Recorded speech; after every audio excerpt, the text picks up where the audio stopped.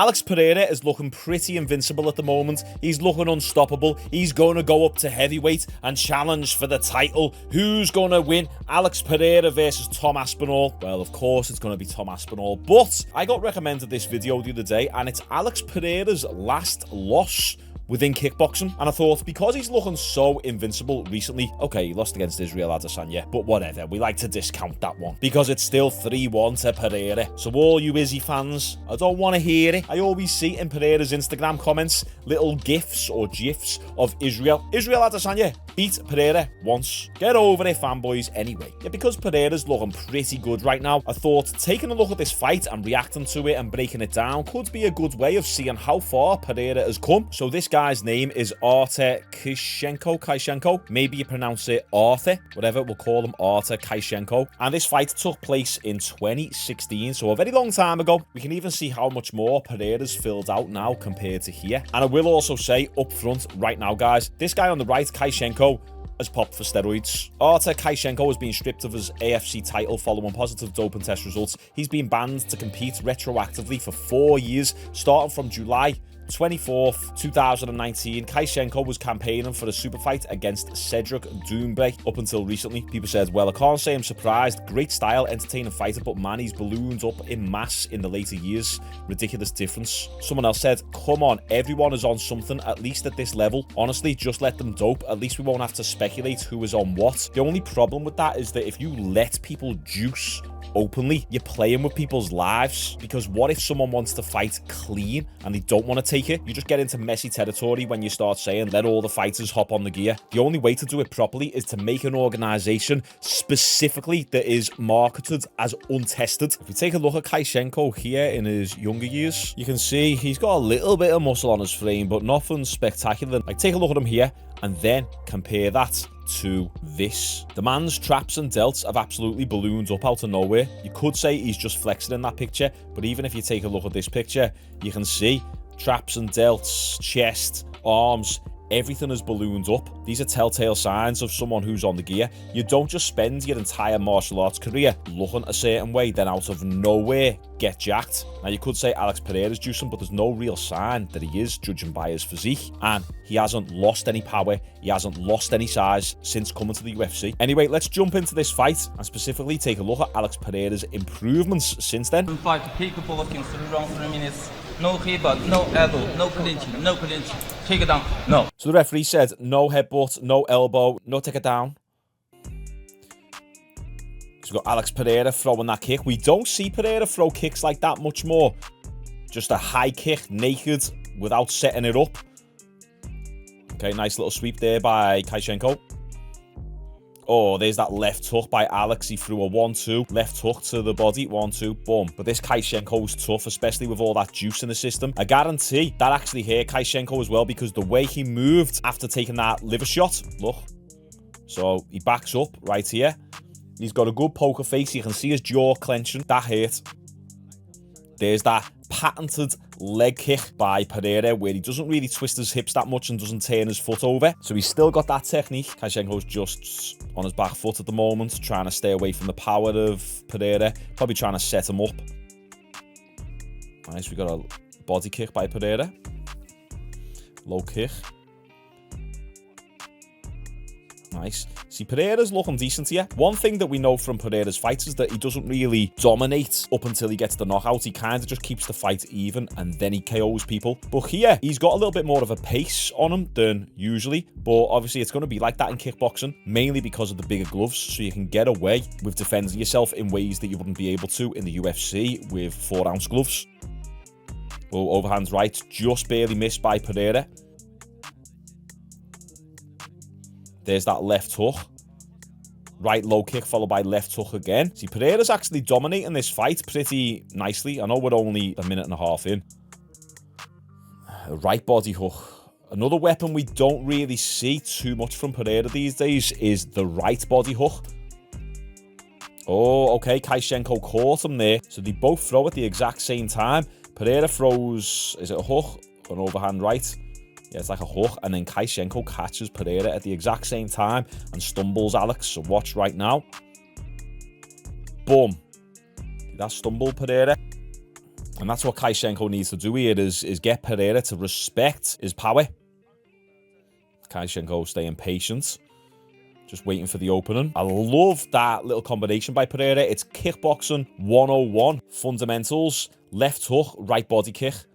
So we went left hook, right body kick, left hook. You're going high on this side, low on this side, creating those openings. Now, to look at this fight, you'd say Kaishenko's getting outclassed.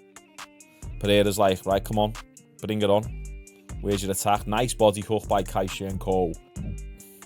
Oh, left hook by Pereira. You notice something else as well. What's Pereira doing here that he doesn't do in his UFC fights, which he's actually fighting with his hands up. He's fighting a bit more like this. It's interesting how his style has changed over the years to have his hands down more. Now, you think that wearing 4-ounce gloves, less protection when you're in defensive positions, you think that with the 4-ounce gloves, he'd want to keep his hands up more because there's a higher probability of him getting knocked out. But one of the reasons why he'll have his hands up a lot more here is because in kickboxing, you typically defend like this a lot more, whereas you don't really do that in MMA. And also within MMA, you've got to defend the takedown. Pereira, he's not really known for his takedown defense. He's not known for his grappling. So it makes sense for him to carry his hands a little bit lower. So if someone goes in for that takedown, he can get his hands in, get those underhooks and lift them up. So it's interesting to see how his style has changed over these years.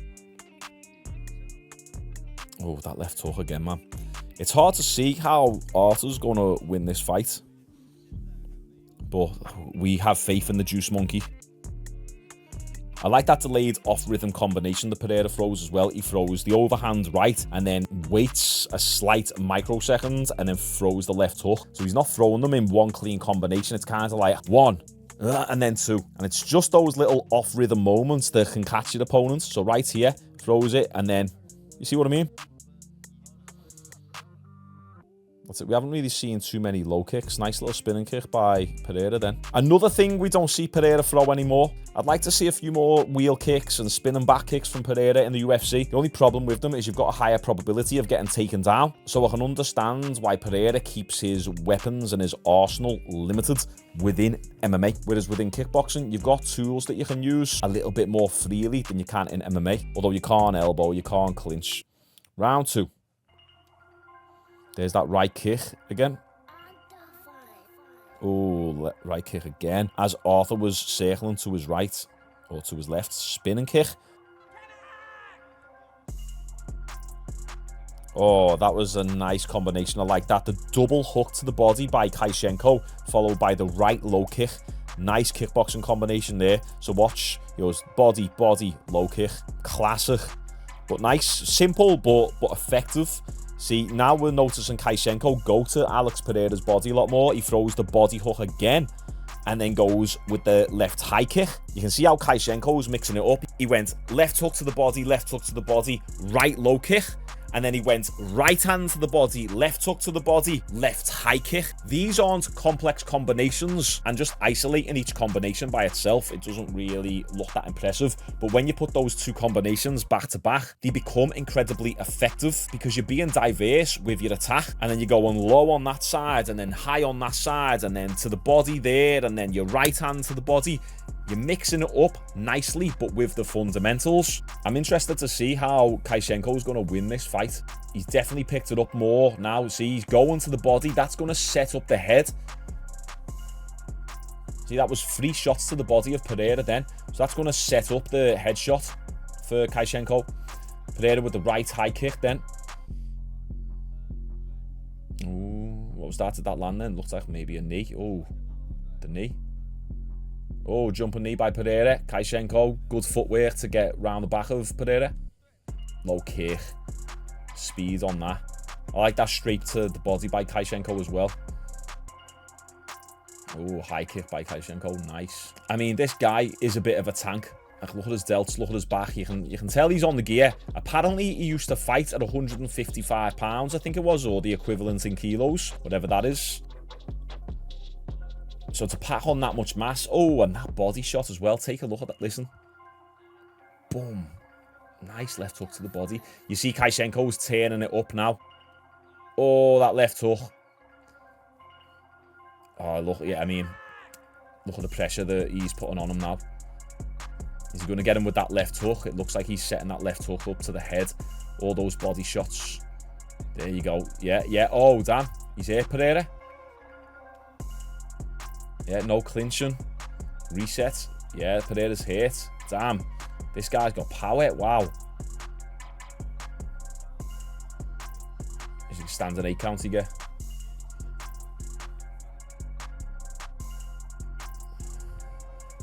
Yeah, he smells blood now. Kaishenko smells blood. Pereira's firing back.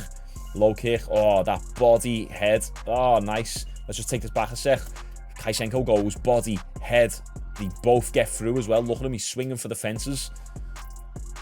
Yeah, Pereira's hit. Wow. Yeah, them left hooks. Heavy. There you go. Wow. Okay.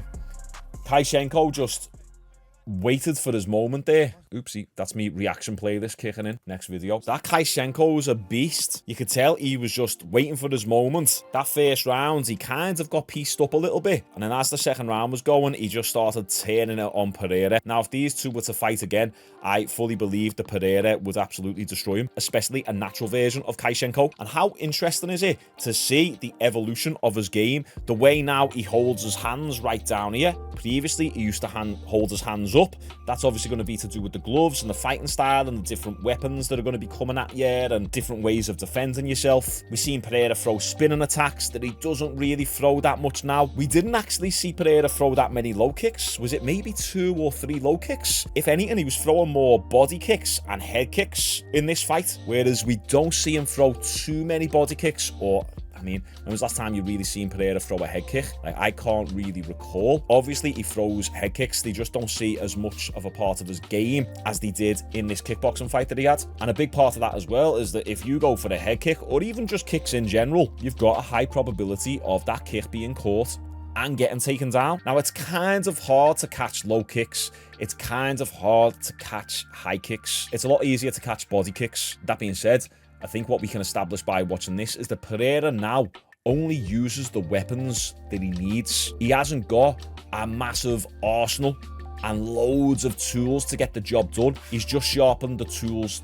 that work for him. He's perfected that left hook. He's perfected that low kick. And that's kind of all he needs. If it's not broke, don't fix it. Comment all your thoughts down below. Let me know what you want to see on the channel, any other video ideas. And also, make sure you like the video. You'll notice if you go back through my last, 5 videos, my channel is being nuked again, like last month, because I got another copyright strike. I'm working on it at the moment. Hopefully, I can get this rectified, but it's not looking too good, which means I've just got to wait another 90 days before I get that taken off my channel, and then my reach goes back up again. But impressions are low right now. The majority of my subscribers will not be seeing my content because of that strike. So if you can just leave a like, leave a comment, it does help out. Make sure you've got notifications turned on, and just always check back every single day for a new video. Don't rely on YouTube to show you my videos. You might just have to check. Not saying that I should be a big part of your day at all, but come on, make sure you remember me when you're having a poo on the toilet or when you're having your tea. Anyway, regardless, we'll get through it. We keep on pushing. Appreciate all the love and support. Make sure you tune in this week for the rest of the Devin Haney and Ryan Garcia fight build-up. We'll do a live stream this Saturday for that fight. There's a little bit of intrigue there. I'm interested in the outcome. I'm trying to get into boxing a little bit more. So yeah, join me on that live stream. Appreciate you all. See you tomorrow.